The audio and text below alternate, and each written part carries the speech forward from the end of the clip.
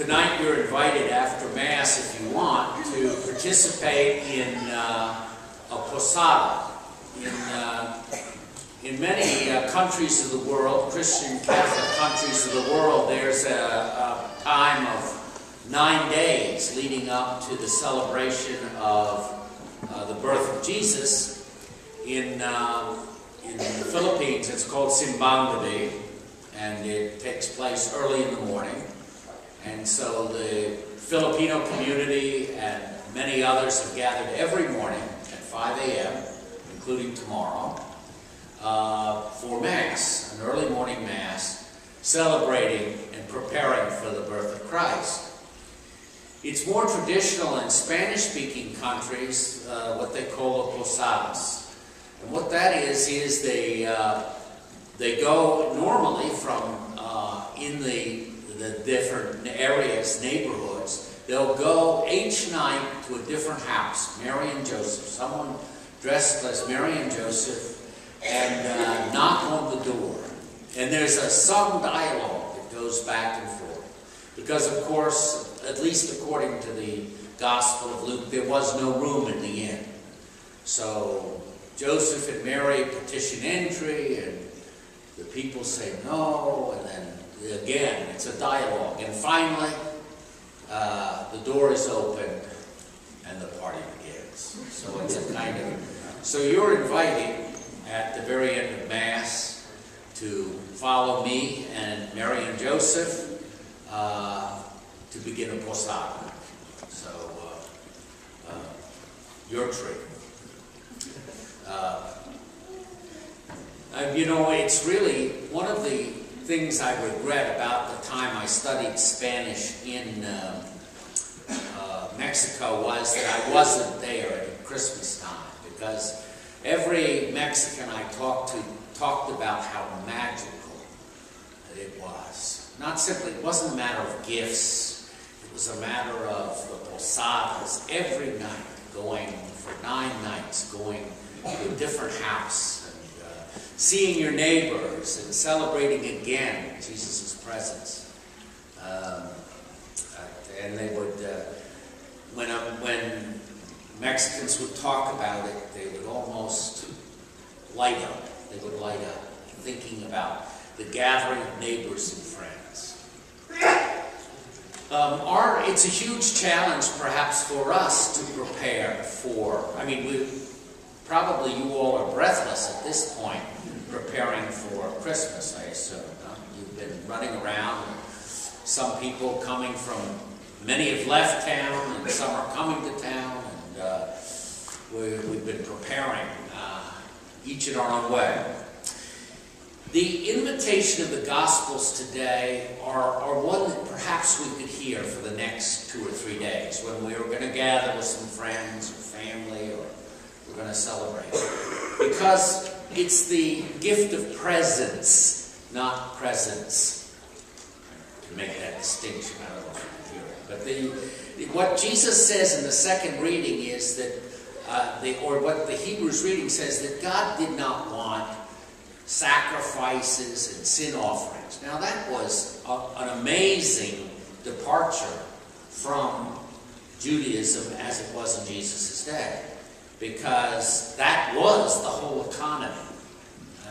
The animal sacrifices and sin offerings were absolutely the core of what it meant to be. To be a faithful Jew was to make the pilgrimage at the regular time and to make the offerings, the appropriate offerings for your situation in life.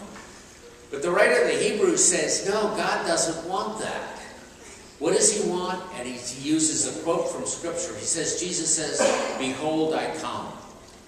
Jesus gives himself a presence to us.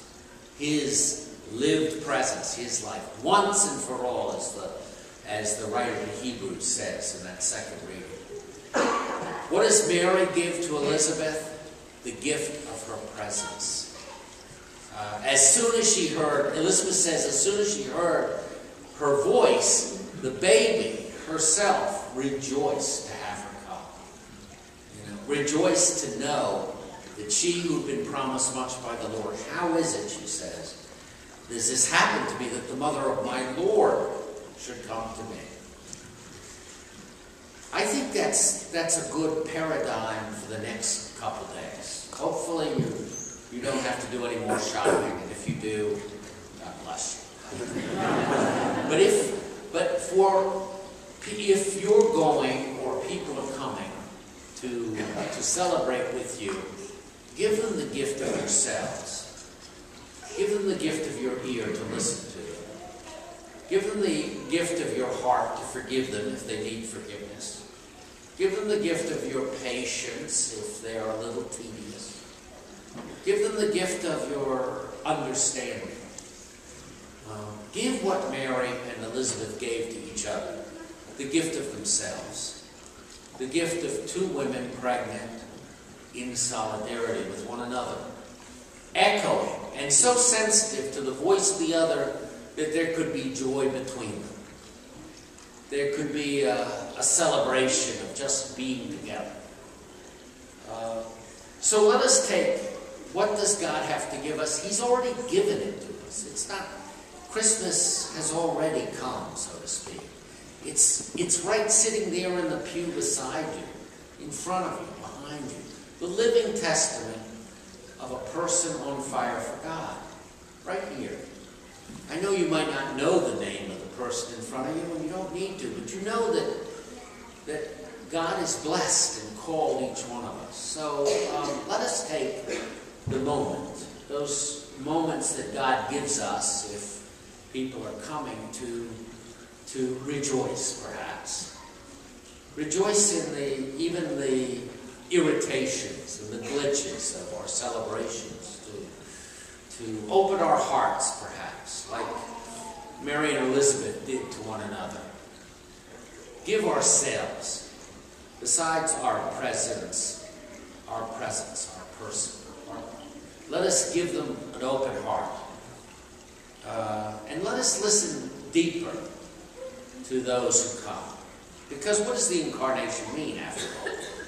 It means that it's already here. We don't have to wait 2 more days. You know, it's already. The living presence of God is among us right now. It's not something we have to wait for. It's real, it's here. So, I pray for you the gift of a deep breath, a calm spirit, an open heart, a listening ear, a loving heart for those who you are with in these next holiday days. Give them the gift of yourself, your attention, your love, your forgiveness.